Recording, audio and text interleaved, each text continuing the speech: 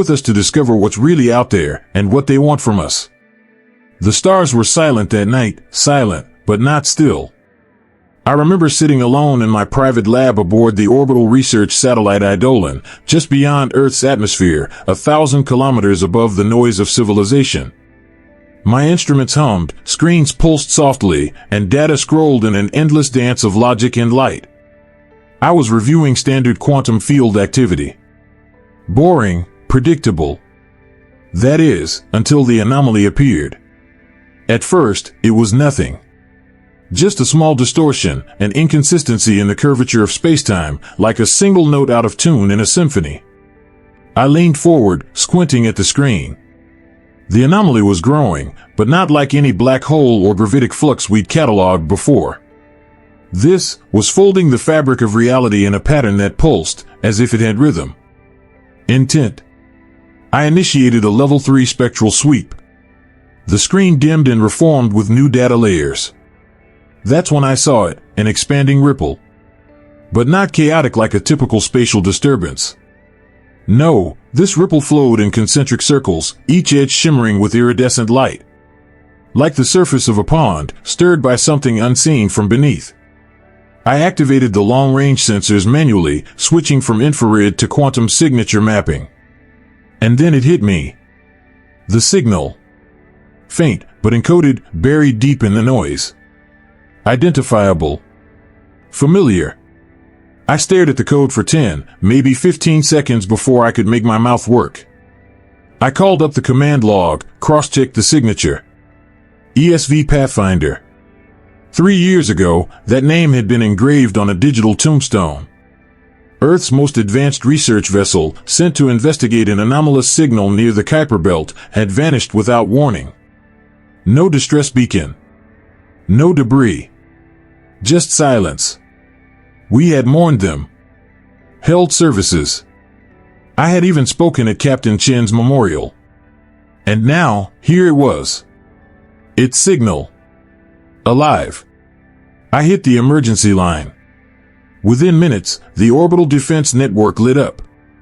I was patched directly to Commander Elin Rhee aboard Defense Station Alpha 7. Her face appeared on my screen, pale and sharp, lit by the ghostly glow of tactical readouts. Dr. Wei, she said, you're confirming the Pathfinder's signal? I'm not confirming, I said. I'm witnessing. She didn't hesitate. Full alert. Form perimeter. Notify Fleet Command. The ripple in space had become a vortex by then. No longer just folding, but warping. The stars behind it twisted like reflections in shattered glass. You couldn't look at it too long. It made your eyes ache, your stomach clench. The laws of physics we trusted like gravity were unraveling, thread by glowing thread. Then, it happened. The light dimmed, and from the center of the vortex, something emerged. Not like a ship sailing in from the void. More like it had always been there, and reality had just realigned itself to reveal it. The ESV Pathfinder. I held my breath. From a distance, the hull looked mostly intact. Cylindrical. Recognizable. But as the sensors honed in, the differences became impossible to ignore. Its surface had changed. The outer plating was laced with moving geometric patterns that shifted like mercury, never staying still. Crystalline structures had grown where the old thruster systems used to be, glowing faintly, emitting no exhaust. Yet the ship hovered perfectly still, countering orbit, unshaken by the gravitational dance of Earth and Moon. Parts of the hull faded in and out of solidity. One moment, solid metal. The next, you could see through the ship, as if it were phasing between two realities. I whispered, it's not just back. It's different. Then, a message crackled through. Earth Command, a voice said, no, resonated through the comms, bypassing encryption protocols, overriding channels like a whisper inside the mind. This is Captain Sophia Chen of the Pathfinder. We have returned. With gifts beyond human understanding. Prepare a reception team. We have much to share. The signal cut. Silence fell across every station, every room, every mind. The kind of silence that only happens when you realize the world has changed forever. Fleet command scrambled. Protocols engaged. Orders came down fast. I was to lead the scientific response team. Myself. Dr. Marcus Way. Because they said I was the only one who could understand what might come next. They didn't know that I already didn't. They didn't know that what had returned wasn't just the ship. Something else had come back with them. And it was waiting for us to open the door. The shuttle vibrated softly as it disengaged from the docking cradle of Alpha 7. Outside the viewport, the stars shimmered like silent witnesses. We were moving slowly now, slow enough to not disturb the void, fast enough to meet the unknown. Major Rodriguez sat across from me, her face half-shadowed beneath the helmet's visor. Calm. Ready. The soldiers behind her were silent, fingers resting on triggers, suits gleaming with layers of hardened plating. Every motion they made was precise. Calculated. But I could feel it in the air, tension like static before a storm. I was the only one not in full combat gear. Just a sealed scientific suit. Thin enough to move, thick enough to survive. I hoped. We approached the Pathfinder. Up close, it was like staring at a dream half-remembered. Familiar shapes emerged, Earth-standard corridor modules, external relay points, docking clamps. But they had all been changed. Not damaged. Rewritten. As though someone, or something, had taken our design and decided to reinterpret it through a lens of pure mathematics and madness. The whole surface pulsed. That's the only way to describe it. Like it was breathing. Not in air, but in thought. Patterns rippled across the metal skin, impossible, fluid geometry, never repeating. I stared too long and had to look away. It made the edges of my mind ache, like trying to read a language I wasn't meant to understand. Quantum field variance increasing, I said into the comms. My scanner blinked wildly, unable to settle on a single reading. It's like the ship is existing in multiple quantum states. At once. The Major didn't answer. She was watching the airlock. It opened before we even hailed it. No sound. Just a slow, smooth shift as if the ship had heard us knock and gently invited us in. We crossed the threshold. Instantly, the air changed. Every hair on my body stood up inside the suit. It wasn't just static. It was recognition. The ship knew we were here. The interior was both haunting and beautiful. Standard corridor layout, yes, but now laced with streams of soft light that ran along the walls like liquid starlight. Some panels shimmered in and out of phase, solid to the eye but empty to the scanner. Others held textures I couldn't identify, like metal that had been taught to flow like silk. Stay alert, Rodriguez whispered. Her voice was tight, almost reverent. We didn't have to wait long. He stepped around the corner like he'd been waiting there forever. Welcome aboard, he said. Lieutenant James Okafor. Chief Engineer. Presumed dead 3 years ago. But this man wasn't quite the same. His eyes were wrong. Not threatening, just different. Geometric fractals spun silently within his irises, shifting and folding like galaxies being born and dying in miniature. When he smiled, his teeth shimmered for a fraction of a second, half translucent, like crystal seen through vapor. His voice didn't come through our radios. It bypassed them. I felt it in my bones. The captain is waiting, he said. We followed him. Every corridor was a contradiction, recognizable, yet utterly alien. Some walls weren't walls at all, but illusions, flickering projections layered over empty space. Lights danced in patterns that seemed to whisper meaning directly into your subconscious. I kept thinking I saw symbols just out of focus, glyphs that unraveled the moment I tried to interpret them. And then we entered the research lab. What had once been a sterile chamber filled with instruments and screens was now dominated by a floating sphere of liquid metal. It hovered without support, suspended in the air like a droplet of mercury frozen in time. But it wasn't still. Lights pulsed beneath its surface, no, within it. Sometimes, the metal became transparent, revealing shapes so complex they defied comprehension, folded geometries that turned in on themselves, like staring into an equation that knew you were watching. And standing before it was Captain Sophia Chen. She turned. I had seen her before, of course. In photos. On video calls. But this was something else entirely. Her eyes were like Okafors, only deeper. They didn't shimmer. They sang. Each glance resonated with silent harmony, vibrations I felt more than heard. Her face was calm. Almost serene. But there was something ancient in her posture, something that didn't belong to time. "Dr. Wei," she said. It wasn't a greeting. It was a recognition. "You were the one," she said softly. "Your research drew their attention." I could barely breathe. "Who are they?" She looked to the sphere. "The ones who found us. The ones who taught us. The ones who shaped this." And then, the word that would change everything. "We call them the architects." The sphere pulsed. Not with light, not with sound, but with presence. It floated there at the center of the lab, serene and patient, as if it had been waiting for us long before time began. The surface shifted like mercury dreaming, ebbing and flowing in waves that had no source. At times, it became translucent, revealing latticeworks of fractal shapes, impossible architectures folding into themselves like galaxies caught in recursive thought. I couldn't take my eyes off it. Captain Chen stood close to the orb, her hands moving through the air in fluid, intentional gestures. And as her fingers traced invisible patterns, the sphere responded, its inner lights dancing in synchronization, not as if she was controlling it, but communing with it. "It's alive," I whispered.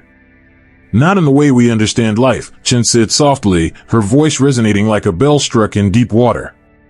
"It's a computational engine. But not one built with wires or code. It processes not by logic gates, but by collapsing probabilities." My mind strained to interpret her words. "You're saying, it doesn't calculate answers. It makes them real?" She turned to me. "To the architects, thought and reality are the same." I stepped forward. My scanner was useless here, just noise and flickering errors. The readings were outside any known framework of physics. Gravity bent near the sphere, not downward, but inward. Time was thick around it, like syrup. Even the air tasted different through my suit, charged, expectant. And then, I reached out. I shouldn't have. Every protocol said not to. But something inside me, something older than curiosity, pulled me forward. I touched it. The moment my glove met the surface, the lab vanished. There was no flash. No sound. No warning. Just silence. Infinite, absolute. And then, everything. Not images. Not memories. But concepts. Layers of understanding too vast for language. I didn't see the universe, I became the universe. Star systems unfolded inside my chest. Civilizations rose and crumbled across the landscape of my mind.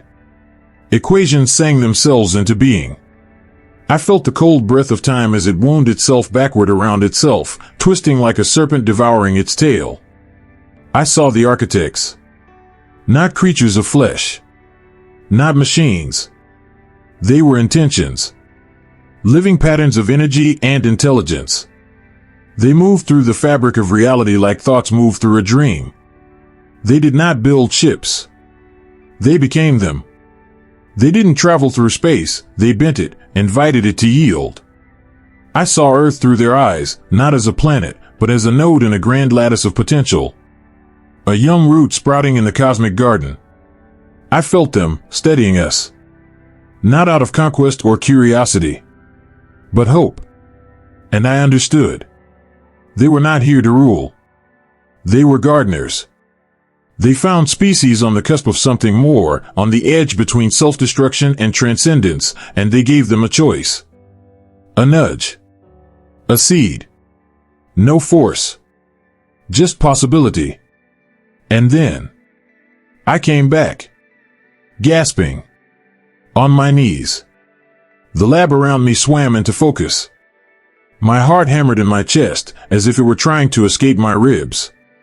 My breath fogged the inside of my visor. Major Rodriguez was holding me upright, shouting my name through the suit's comms. Her soldiers had drawn weapons. Captain Chen hadn't moved. I showed him the truth, she said calmly. Rodriguez's voice was tight with suspicion. What did you do to him? She didn't harm me, I gasped. She revealed. I stood slowly. The world still trembled at the edges of my vision. They're not invaders, I said. They're teachers. Captain Chen nodded, her impossible eyes softening. We were lost, drifting beyond the edge of the solar system when they found us. They didn't capture us. They invited us. We studied with them. We changed. I looked at her more closely now. She was still human. And yet not. Her skin shimmered faintly with internal patterns, like reflections on still water. The crew members, Okafor, the others, were the same. Their speech, their movements, their very presence carried the resonance of something more. You're not human anymore, I said. We are, she replied. But we are also something between. The architects reshaped us, but only enough to carry their message. We are messengers. No more. No less.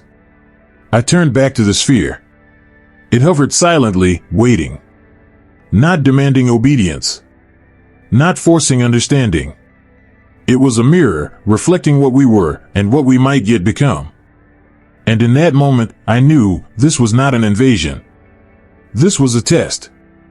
A gift wrapped in mystery. A question whispered into the soul of humanity. Are you ready to grow? The world did not wait. The moment the first transmissions from the Pathfinders returned spread across the globe, humanity fractured, split down the middle like a glass shattered by a single, unseen force. The public's reaction was immediate. It always is, isn't it? People crave answers.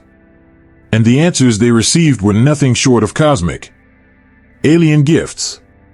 Technologies that bent the very laws of physics. Powers that could make the impossible possible. And with that came fear. There were those who saw these gifts as a curse, a harbinger of doom. Governments scrambled, their walls rising higher and their security measures tightening.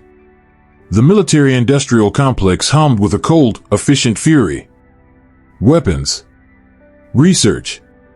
Control. These technologies could make weapons that could annihilate entire populations. Could we be trusted with them?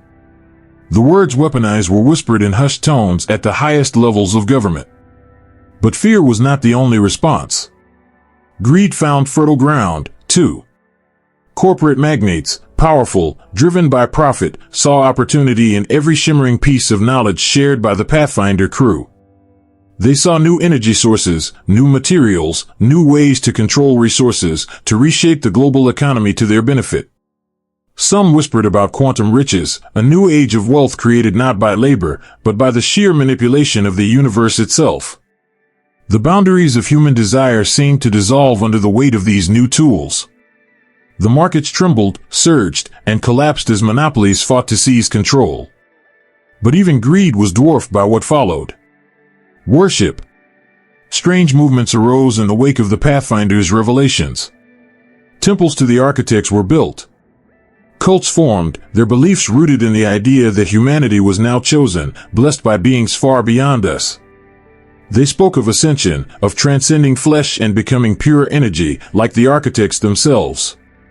Their eyes shone with an impossible light, and their voices, oh, their voices.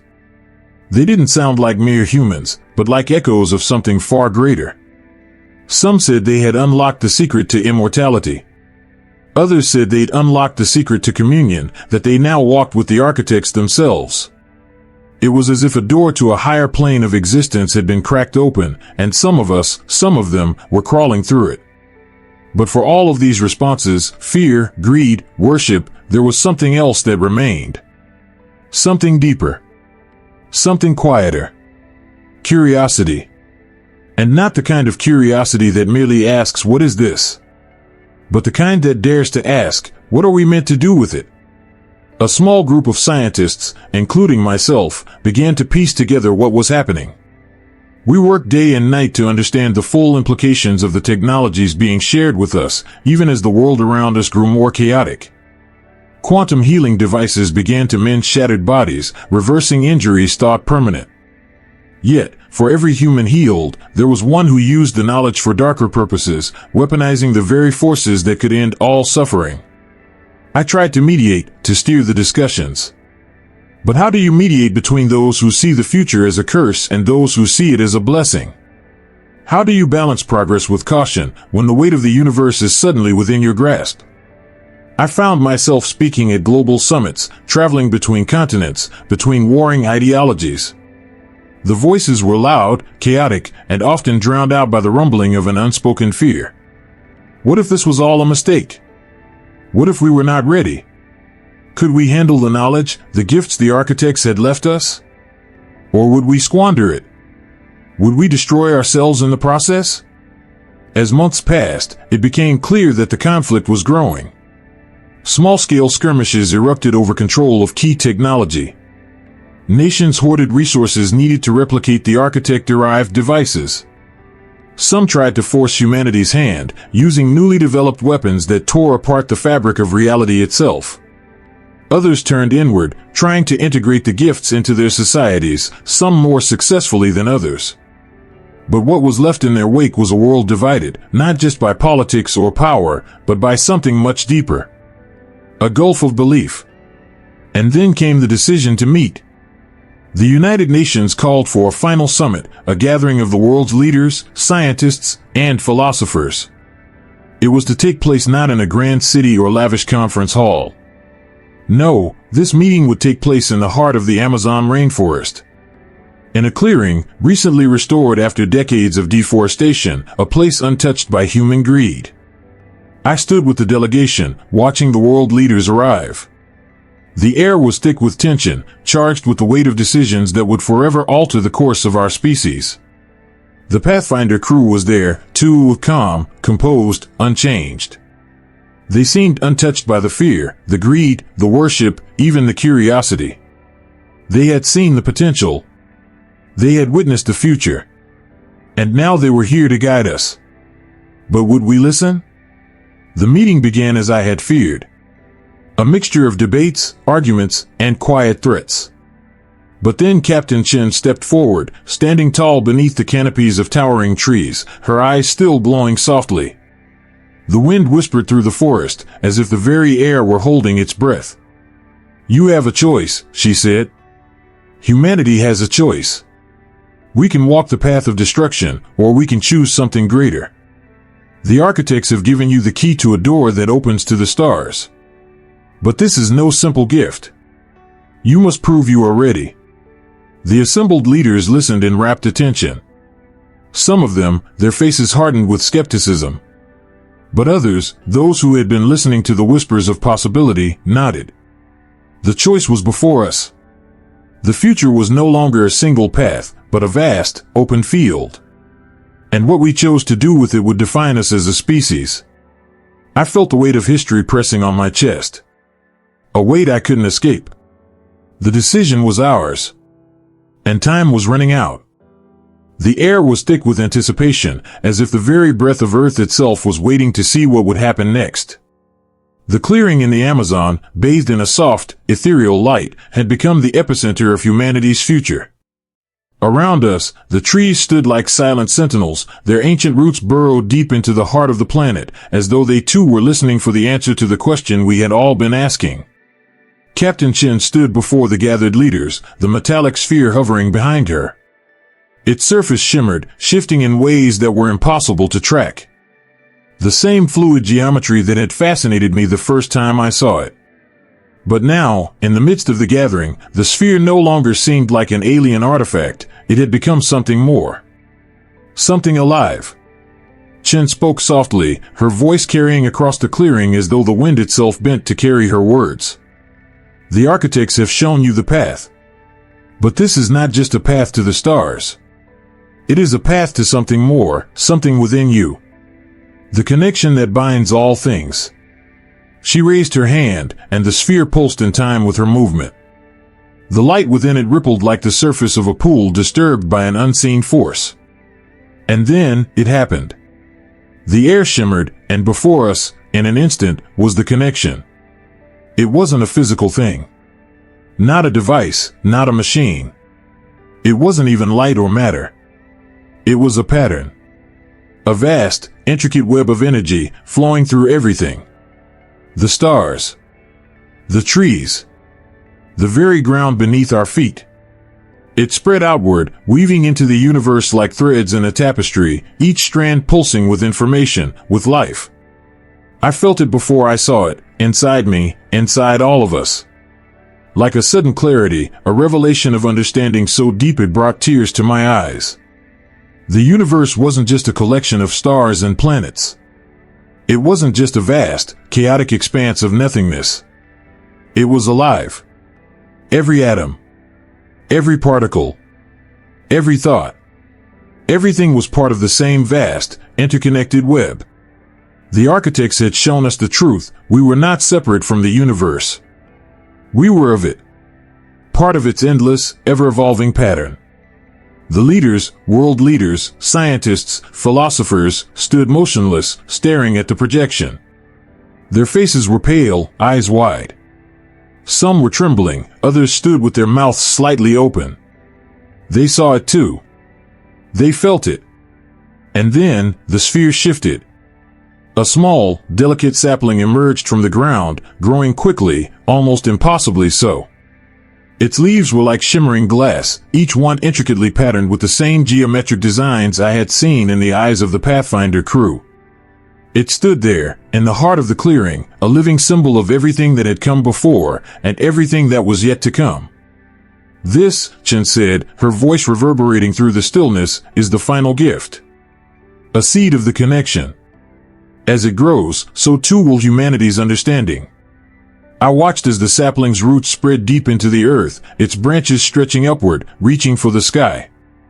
The leaves caught the light, glowing softly, as if the very air around it was charged with energy. The pattern that had surrounded us now seemed to flow into the tree, merging with it. The tree was a bridge between what we were and what we could become. I felt the weight of history pressing on me. We had been given a chance to evolve, to transcend the limitations we had placed on ourselves. The choice was ours, but it was no longer a choice of survival. No, it was something more. As I looked around the clearing, I saw the leaders begin to step forward. Some of them were hesitant, unsure of what to do. Others reached out, their hands trembling as they touched the sapling, as if they could feel its power, its potential. And yet, even as they touched it, I could see the hesitation in their eyes. The fear. The uncertainty of what this transformation would mean for them and for humanity. But in that moment, I realized something. The fear wasn't about the gift. The fear was about change. Change was terrifying. Change meant letting go of the old world, the old ways of thinking. It meant shedding the skin of what we were to become something greater, something unknown. I reached out, my gloved hand brushing the sapling's leaves. And as my fingers made contact, I felt it, the connection. It wasn't just an idea anymore. It was a feeling, a knowing that ran deeper than thought itself. The realization hit me like a wave crashing over my mind. These architects, they had never wanted to control us. They had never sought to dominate or rule us. They were gardeners, as I had thought before. But not just any gardeners. They were the caretakers of potential. They had seen in humanity something worth nurturing. Something worth saving. And now, the time had come for us to decide. I closed my eyes, taking in the enormity of the decision. Could we handle it? Could humanity, with all its flaws, its history of violence and greed, rise to the challenge? Could we embrace the future without falling back into the mistakes of the past? I opened my eyes, and I knew. Yes. Yes, it was worth it. Every moment of doubt, every moment of fear, every trial and hardship, it was worth it. Because this was our chance to be something more. To grow, not just as a species, but as a part of the universe itself. And with that thought, I took a step forward, reaching out once more, my hand now steady, my heart open to the future. Humanity's journey had begun. So, what do you think? Are we ready for the gifts the architects have brought us, or are we doomed to repeat the same mistakes? Leave your thoughts in the comments below, and don't forget to subscribe for more mind-bending stories. The truth is out there, and we're just getting started.